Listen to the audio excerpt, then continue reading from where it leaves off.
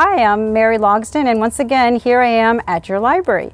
If you remember, last month at your library, I had several staff members from the Adult Services Department join me to talk a little bit about some summer reading that you might want to explore as a part of our Escape the Ordinary summer reading program. There's still plenty of time to sign up for our summer reading program. And today I have two new staff members with me here, new since last month. And I know you're just going to really enjoy hearing a little bit more about what they recommend so that you can escape the ordinary this summer.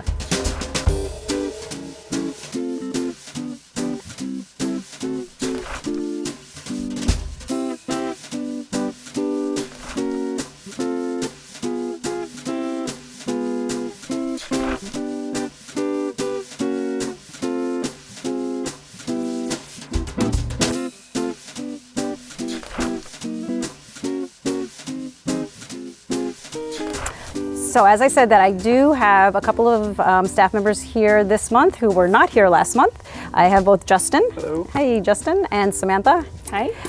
Who have graciously agreed to spend some time to share some recommendations. As I just mentioned, our summer reading theme is ongoing through August 31st, and it is Escape the Ordinary. We've had a little fun with this theme. Last month we talked about escaping the ordinary through books about travel. And this time we decided to go a slightly different direction. And I think we'll just take turns and hear some recommendations from each of you. Samantha, what did you decide to do with this Escape the Ordinary theme? Well, we were thinking about getting out of your rut. Okay. And I find that I can quite frequently get out of my rut with reading by reading non-fiction, so reading about history and culture, and you escape to different places all the time then. So my first choice is actually, I'm going to talk about this one first because I like this one the best. This has the most meaning for me. This is actually a book by the director of the British Museum, who is this guy, Neil McGregor, and he's become incredibly famous and had incredible success with this series in particular, and it started off as podcasts and radio program. Okay. And it's been so successful, he's had 40 million downloads of his series.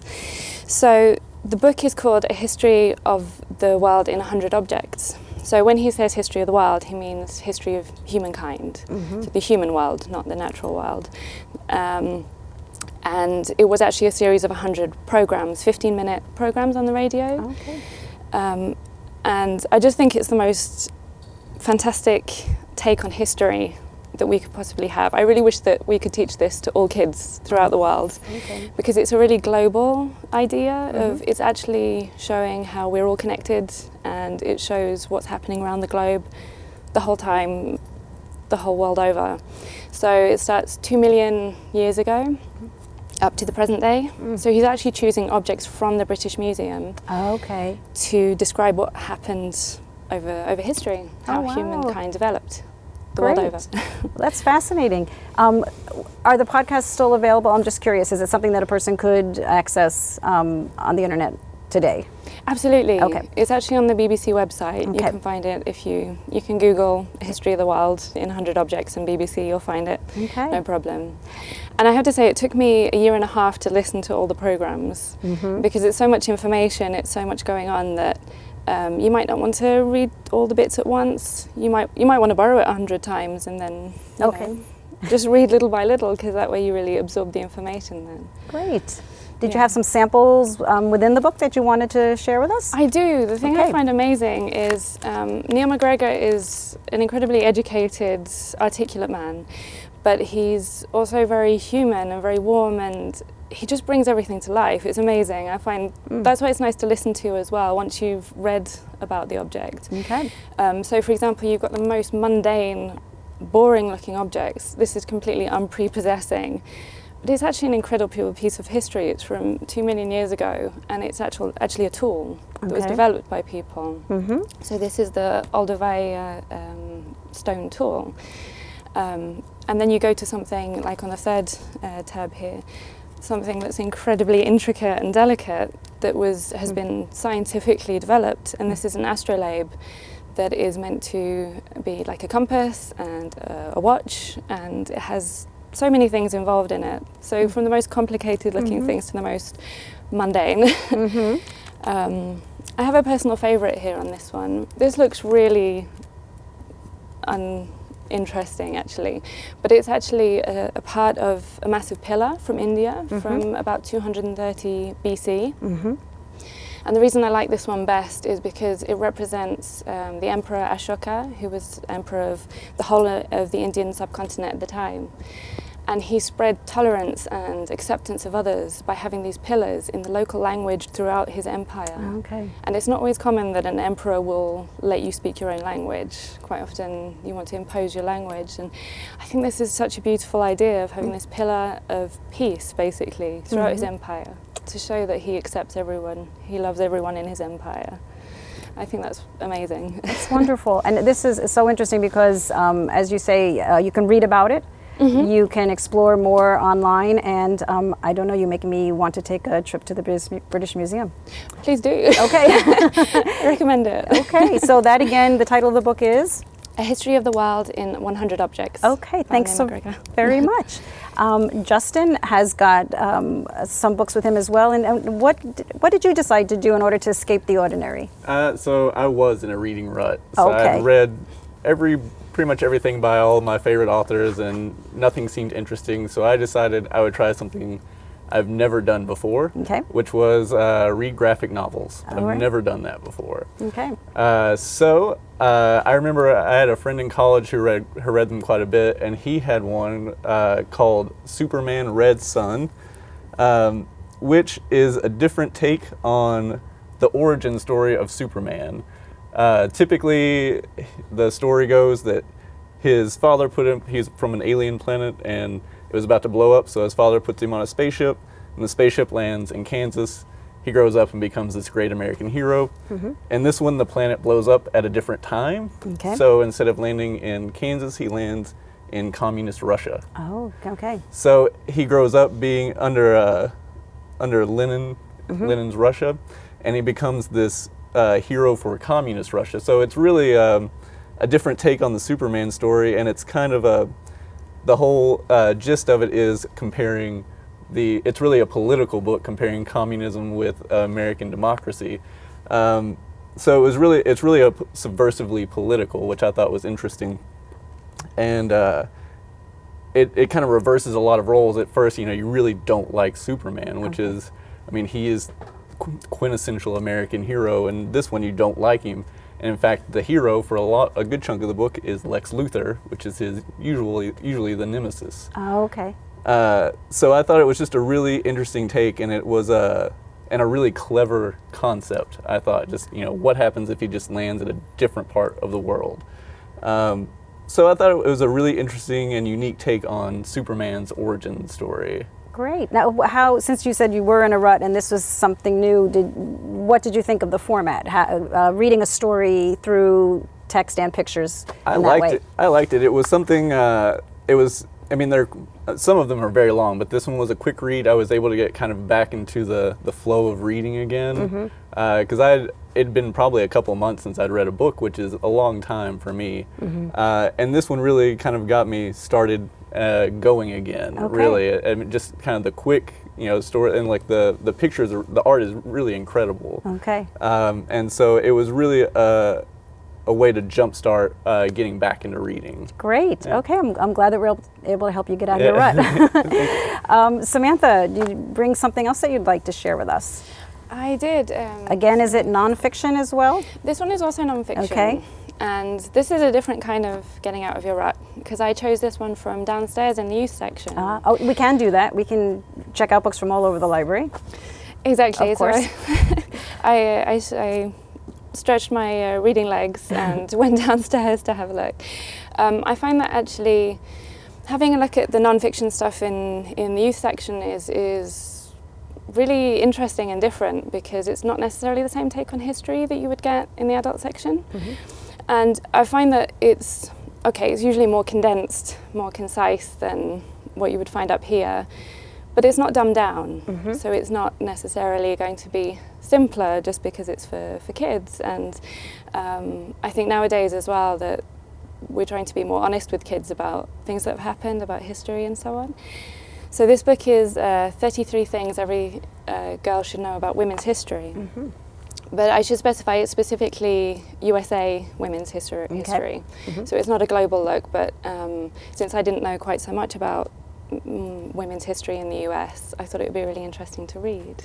Great. Very good. Are there some samples within this book that you wanted to highlight? Yeah, also here, something I like is that it's very visual, and that's something you find more with youth books as well. That I find that quite helpful, actually. You have really nice graphics, and it's actually 33 different authors that provided different samples. So here, for example, we have a story, so actual fiction, and this is my favourite element of the book, I think, because it intertwines 3 different women's history from the 19th century. So it's explain the history of women in the West, exploring the West, something we don't hear quite so much about, I think. So it's looking at a Cherokee girl and an Afro-American woman and also an Anglo-American woman at their different stages across the 19th century. And then at the next part, then you'll see there's also, for example, this woman has interpreted this as taking quotes by famous women or interesting quotes by women, because she actually wrote into the Minneapolis newspaper some years ago, why are there so few women quoted in your newspaper? They have a quote of the day. And someone apparently wrote in response to her letter, well, it's because women never say anything interesting. So she's decided, okay, well, here are some interesting things women have said. Okay, great. And then you'll see on the last bit, there's, again, it's different. You have little snippets about the first woman to do such and such, first woman astronaut. Here I found interesting is the first female banker this was in 1905, and she actually happened to be an Afro-American woman, who was the first female banker, which I think is a really cool part of history. And I really like the mix and the visual aspect of it. Great. So there are 33 things every girl should know about women's history. So are there 33 different subjects, or? Basically. Okay. And each subject is interpreted by the author, each author differently. Okay. So there's poetry, there's fiction, there's history, there's timelines, there's the quotes. It's all interpreted slightly differently. There's even some autobiography in there as well. Great.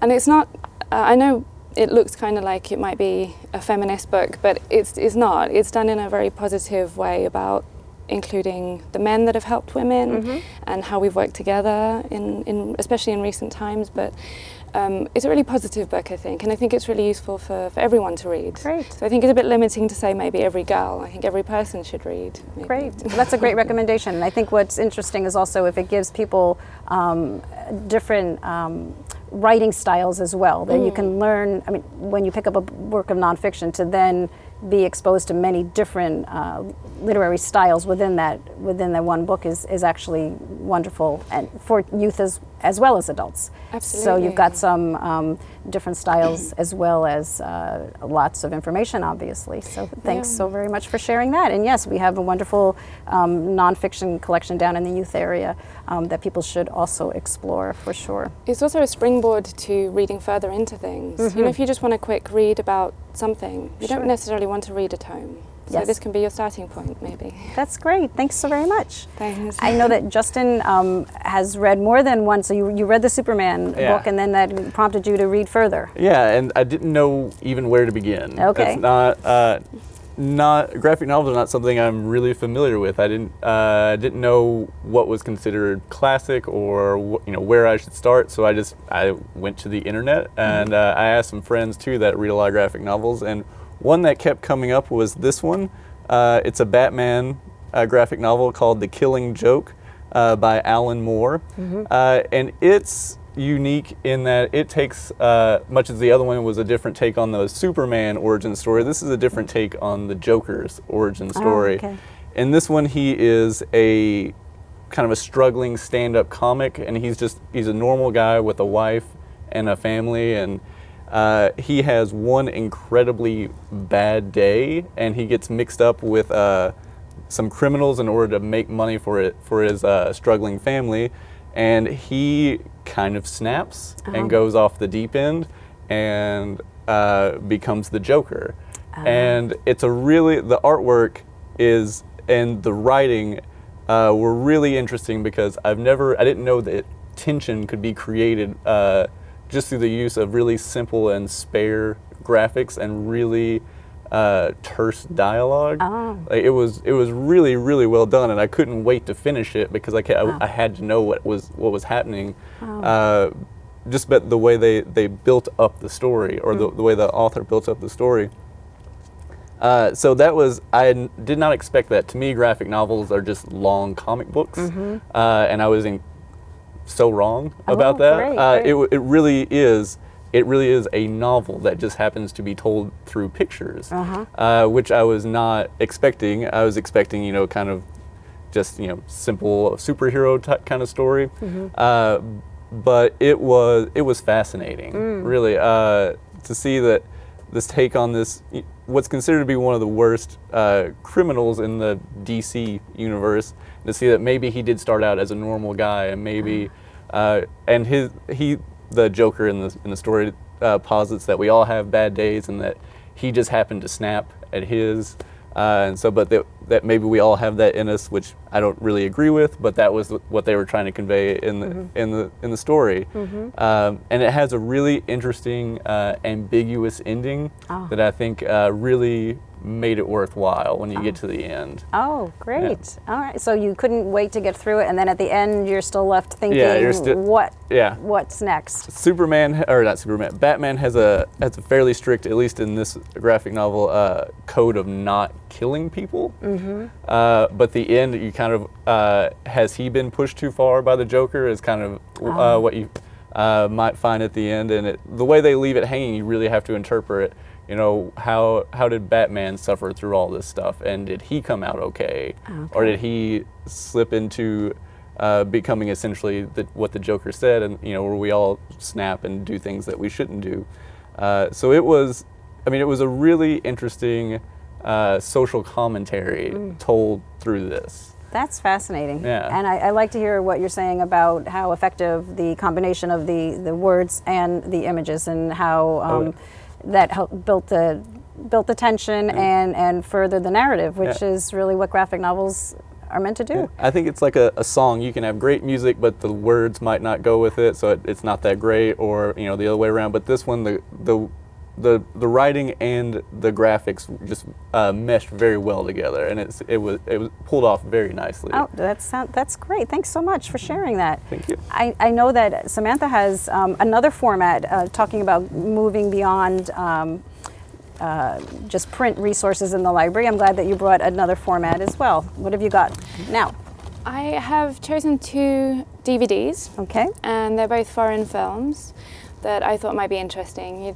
It's hard to know where to start with foreign films sometimes, unless you've heard of something being really famous or kind of really catching the eye in other countries.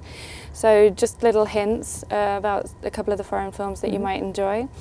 One of my favorite films actually is Amélie, and it's from 2001, and it's a French film, although the director is Belgian, Jean-Pierre Jeunet, and it's just a really charming film. It's incredibly quirky. It's not your typical romantic comedy, but it's kind of got romance, and it's definitely got comedy.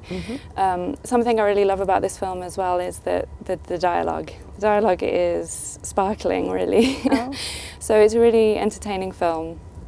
Very easy to watch, very, very funny, very charming. And that would be in our foreign film section up in the front of the library, where our DVDs are. So great. And what other film did you bring? And the other one is an Italian film called The First Beautiful Thing. And I think the cover is probably slightly misleading. It was kind of a bit deeper than it seems on the front. And I found it was a funny film. It was touching as well, and it had its share of drama and comedy. And it's about this young mum who's growing up well, her kids are growing up from being little, and she separates from her husband, and it's they're trying to develop as a family, and and you see different stages of the family. So you see them, they flash and switch between the different ages. So when the kids are little, when the kids are teenagers, and then when the kids are grown up, and how the family interacts. And it's both moving and funny, really. And I find it's kind of different to other Italian comedy films that I've seen, that Italian comedy can be quite visual and slapstick often, whereas this is not. This is more subtle, and I really love the comedy they infuse into the dialogue, and even just the gestures. There are little gestures, and the little kids that play in it are actually really brilliant. They really do a good job. Great. So if you want to dip into foreign films and you're not exactly sure where to start, these are two great recommendations to get folks started. Thank you. And I know Justin has one last graphic novel to round it out. So I decided not to do any more superheroes. Okay. I knew that graphic novels were unique in that they tell, you know, there's the big superhero contingent of stories, but there's also these kind of alternative stories and a lot of nonfiction stories. I chose Ghost World by Daniel Clowes. It is superhero free. Okay. Basically, it's about these two friends, these two girls who are friends, and it's that period of time after high school, before college, and how confusing and unsure you are at that point. At least I was. So I related, and the relationship between the two girls is really interesting. They're friends, but they kind of don't like each other, and their dialogue. I felt somebody was following around some of my friends from high school and just writing stuff down, because the dialogue is exactly how at least my friends and I talked at the time. It was written in the 90s, so, and it's set in the 90s, and so it was really interesting to see what was almost reality captured in this graphic format, because it was very real, and I felt like I knew these people. Like, these were people that I grew up with, or friends that I had made. And the artwork was really interesting. It's lots of pastels and lots of blues, lots of pinks, and it kind of conveys this kind of sour mood that they have throughout the entire time. Everything that they do is kind of muted. Nothing. Not to give anything away, nothing exciting happens. Okay. And which is kind of true to life. I mean, it's just trying to figure out what to do with yourself and how you navigate relationships at this weird stage in your life. And so I thought it was a really unique exploration of that time period in your life that's really difficult to articulate sometimes, but Daniel Clowes did a really, really excellent job. Like I said, I really think that he was just following around teenagers with a tape recorder. Isn't that interesting? And then just wrote down their conversations. That's great. Yeah. That's great. And I imagine maybe he's written more. We can certainly look in to see if he's I believe followed so. that up. This is his main one. We actually have a massive deluxe version of this too, and it was made into a movie with Thora Birch and Scarlett Johansson. That was back in the late 90s or early 2000s. And that's also worth checking out. It's a pretty faithful representation of the graphic novel. Terrific. So it was really interesting to read a graphic novel that wasn't your typical superhero kind of story.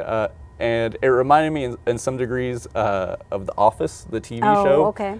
My father-in-law always said that he couldn't watch that show because it wasn't funny to him, because it was too close to reality. And that's how I felt about this book. Not that it wasn't funny, because it certainly is, but it's so close to reality that it's almost scary, just how close it is. So it was very enjoyable. Well, great. Well, I'm so interested to hear that you not only chose a new format for your reading, even within the format you stretched and went a couple of different directions. And likewise, Samantha, I'm just so thrilled that you shared with us nonfiction from both the adult and youth area that really spans the globe in so many ways, and then also introduced us to some films.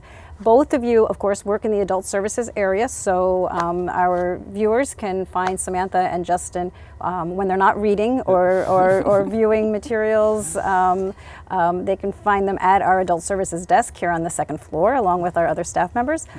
Samantha is busy these days also with library programming. She helps facilitate our Conversations in English program, Mondays at 11 o'clock, and so if you want to find out more about that, please do ask. Justin is very involved with lots of other things with our ebook collection and our services related to that. Our viewers may have noticed that our Wilbur Consortium has changed names. It's now called Bridges. If you have any questions about ebooks, Justin, you're available. I would be happy to answer them. Okay, great. So thank you both so very much for being with me today. I'm fascinated by your choices, and I'm eager to go forward and read and watch what you've recommended. Thank you. Thank you. Thank you. And now you'll see some of the new items that we've recently added to the library collection.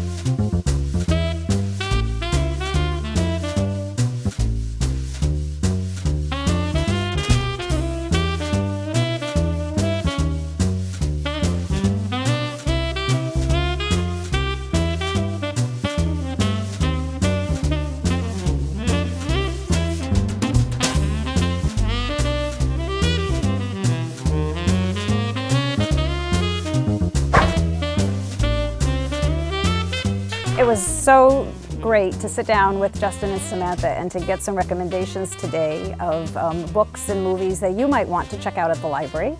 If you're also looking for new items that have come to the library and aren't quite sure what you're in the mood to read, please do always stop at our new arrival section, right at the top of the stairs here on the second floor.